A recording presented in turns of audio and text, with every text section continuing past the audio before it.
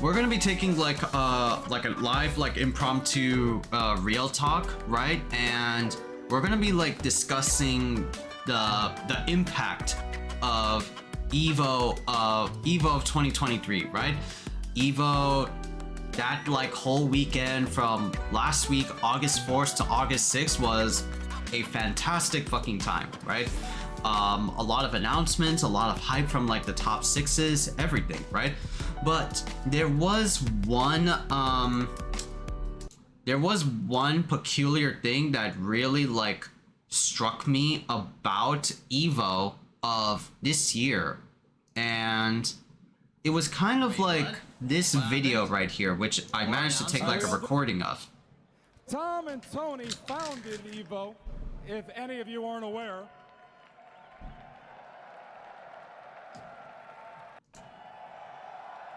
Oh, nice. That's cool. And now Tick is here to present them with the key to the city. Oh, wow. Yeah, so, well, let me go back to... There you go. Okay, so what happened at EVO, like, near the, finals, near, like, the beginning top 6 of Street Fighter 6, is that the head, like, coordinator, the head, like, TO, I don't think this is, like, Rick the Hado, but probably, like, someone else, but Rick gave like an announcement at the EVO like main stage and brought over the Cannon brothers, who actually like founded EVO. And what happened afterwards was that the mayor of Las Vegas, as well as the governor of Las Vegas, but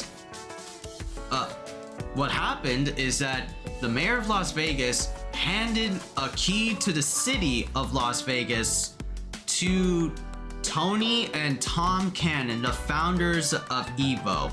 And for, you know, what is like to be the most historic fucking event in like EVO history, not just for like EVO specifically, but for all around just fighting games.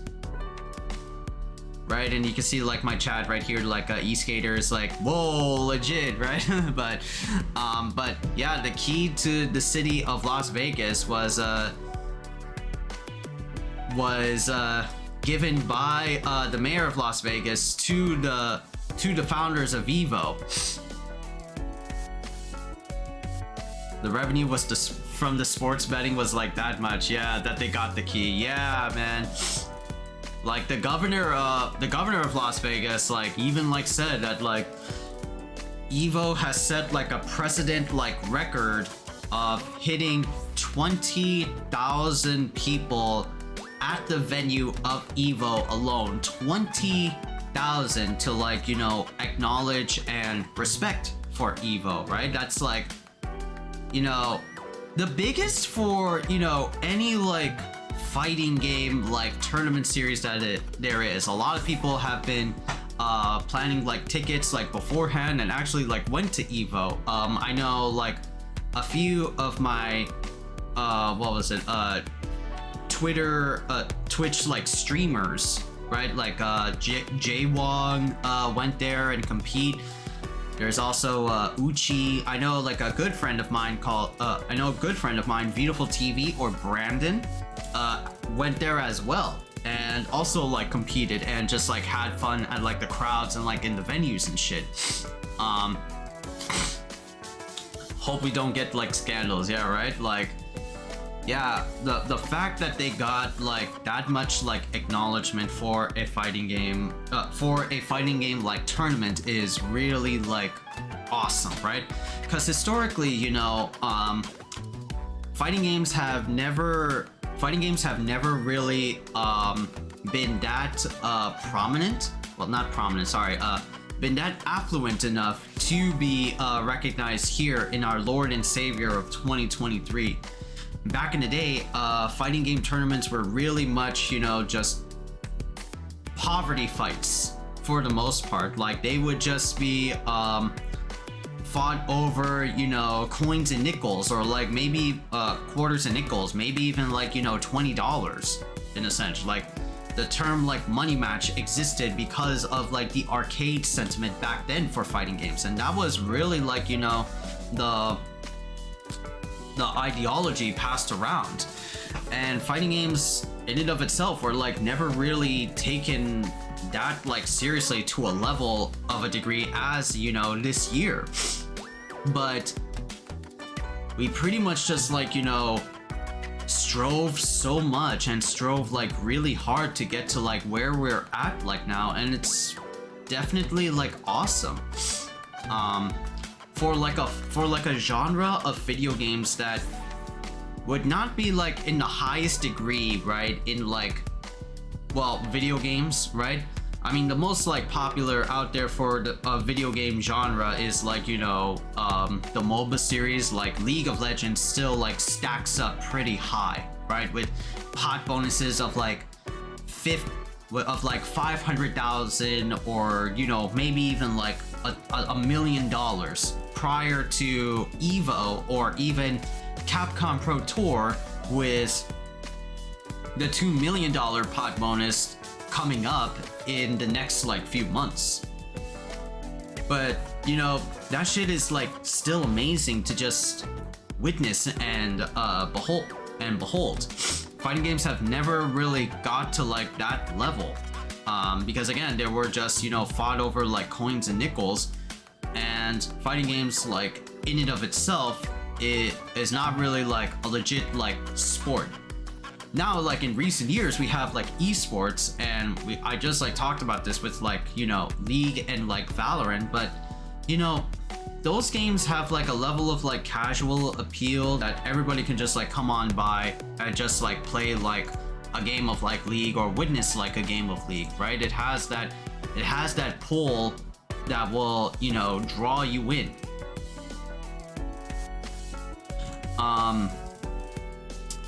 But for fighting games, right? Oh, and also like the governor and mayor of New York also announced like on that day, on August 6th of 2023, is that it's going to be a national holiday, right? Because of the popularity that EVO got, EVO of August 6th of 2020 is going to be recognized as EVO Day. So, wow, that's like, I can't believe, you know, actual official legislation where like watching like a fighting game like tournament, saw like the numbers, and, you know, were impressed by the amount of like dedicated fans that would go to Las Vegas and watch like the toppest of the top from around the world compete, and also have fun being like just a fighting game fan, right? That's like the important thing, is that this is just like, you know, unabashed, so much like love for, you know, the genre, right? And it makes you like realize that like, man, I'm so glad that like I am a fighting game fan, because, you know, of course this is like a genre that I've like grew up with, but also it's, I want like, as like a fighting game content creator, is to like get more people into fighting games. That's the biggest like goal for a fighting game content creator, is to get more people to play a fighting game. It's obviously not going to be like, you know, your favorite fighting game, because, you know, people are different. Esports tournament venues are so much cheaper than setting up most sports. Yeah, and also that's also very true, right? Esports tournaments are much more cheaper than setting up for major like sports tournaments, right? I know always like the Olympics always like goes on around like every like 4 months. I know they had like some delays because of like, you know, COVID, but this is like getting up to like levels of like, you know, this is like fighting game like Olympics now, right? You know, we have like our sports, and they've been like there since like the dawn of like man sort of shit, right? And sports like everywhere has been like casually like recognized as like, you know, baseball is like a national sport. Basketball is a national sport. Football is a national sport. Soccer, worldwide. But we never had like a video game like genre doing like, you know, this well outside of like, you know, the shooters and leagues and like, you know, those types of like shits. But to have like fighting games just like, you know, be recognized on stage and just gain abashed appraisal, right? Here, let me see like the full like thing. Let me hear like the full. August 6th, August 20th. Record for most participants for a single esports competition. Wow, 20K and beat a record. Yeah, like beat a record. Let's go. Let's go. All right, lastly. That's so legit, bro. Fighting games are something so great. Do hereby proclaim August 6th. Yo, come such a long way. Hi, y'all. Yeah. This is a wonderful surprise. Thank. But yeah, it was just like a wholesome like fucking moment. Just for like being a fighting game. Just for like being like a fighting game fan, it just feels so wholesome to just, you know, witness that like reaction. Yeah, and like fighting games, it's just like one of those things like I have like no words. It's like thank God I'm like blessed with, you know, with the vernacular knowledge of like being like a fighting game fan and just like coming a long way from just being grassroots tournaments that are only fought for like mom and pops to like now where like a lot of dollars are on the line, like $150,000 by like the best around the world, you know? And of course, you know, EVO is just going to get like bigger and better, right? Also in like an announcement that like Rick mentioned that EVO is going to have a national holiday. There's going to be EVO Japan in April. I think at the end of the month. And EVO is going to be back in the original date, which was July month, but 26th to 28th. And I can guarantee that like because of EVO's success, you know, this year, I guarantee we're gonna again like maybe break another record of EVO, possibly maybe like 40,000 or maybe like triple that, like 60,000. And they're also going to be like expanding too, right? Yeah.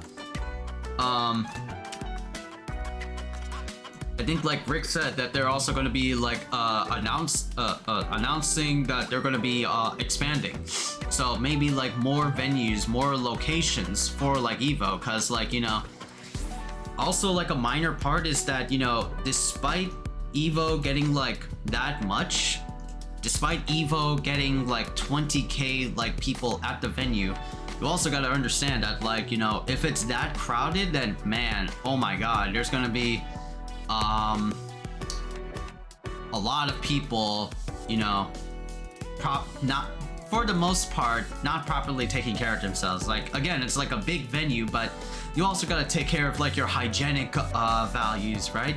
You gotta bring like some deodorant, some like toothpaste. You gotta shower like every day for the 3 days that you have to like go there. It's going to be hot weather, so you're going to be sweating like balls and musk.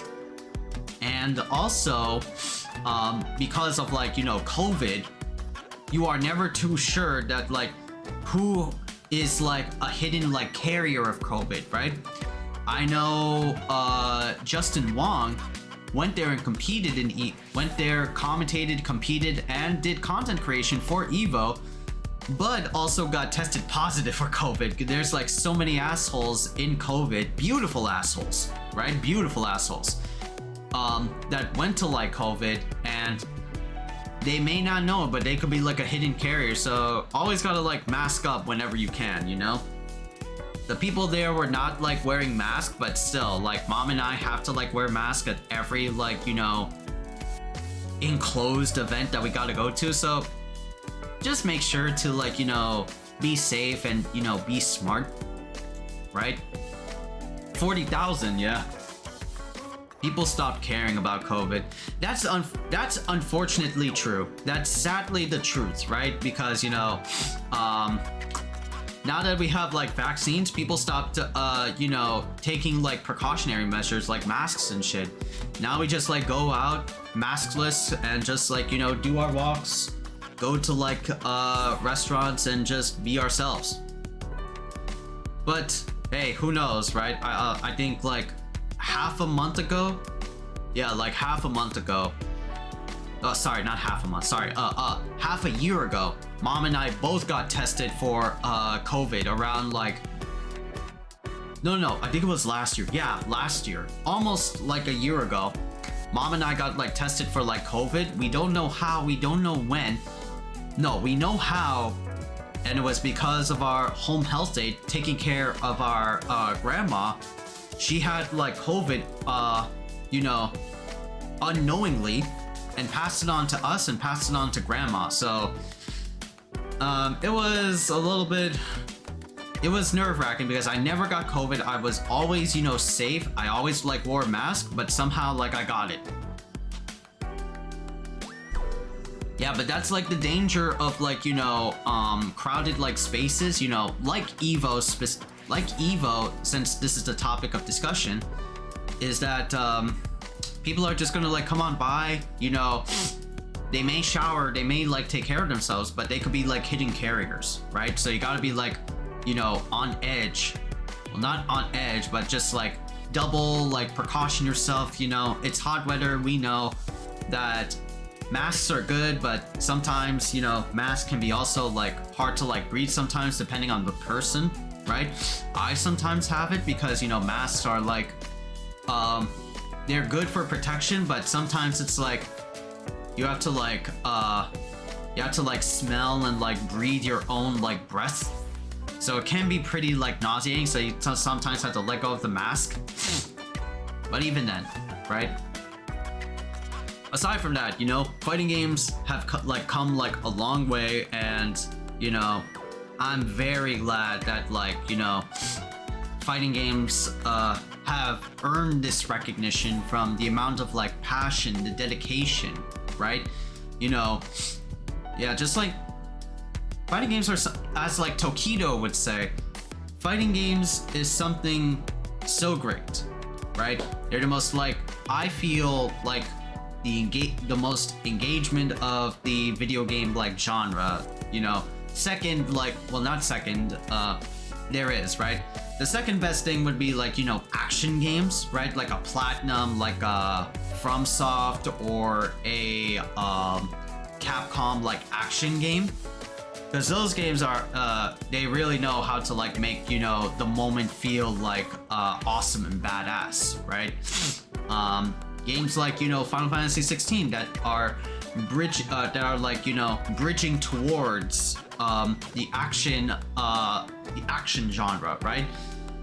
I don't really get much that like hype or like motivation for like, you know, a turn-based RPG or anything, right? I mean, it's cool that people like it. I'm not personally like a fan. I respect y'all for doing that, but, you know, as for me per se, because I'm a biased like individual, turn-based really doesn't entice me like at all, you know.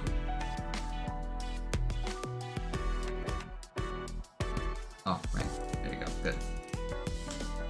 So this is crazy, and still just like, you know, it blew like my breath away of how like EVO has like come, the significance of like the event, of just being like the most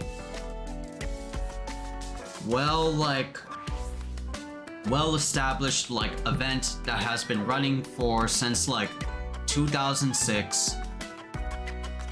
2006, back in the day, was like, you know, the old school like Capcom games like Marvel 2, Street Fighter, Third Strike, you know, Street Fighter 4. Well, that's like 2008, but still, you know, fighting games have definitely come a long way from like, you know, the bootleg like arcades, right, back in the day. And of course there are arcades like now, but yeah, it's just something to like, you know, witness and experience, whether it be, you know, in person or like just watching from like your TV as like a fighting game fan. You know, it's super fucking cool. I really dug and appreciate like, you know, the importance of, you know, the governor and mayor of California acknowledging fighting games as something much more than what it's like, you know, stereotyped like to be, right? You know, just like bad people online, all that shit, right? Of course, that goes with like, you know, any like PvP like type of like game, you know? But yeah, it's just something great about like fighting games that can't like, you know, put into words. Anyway,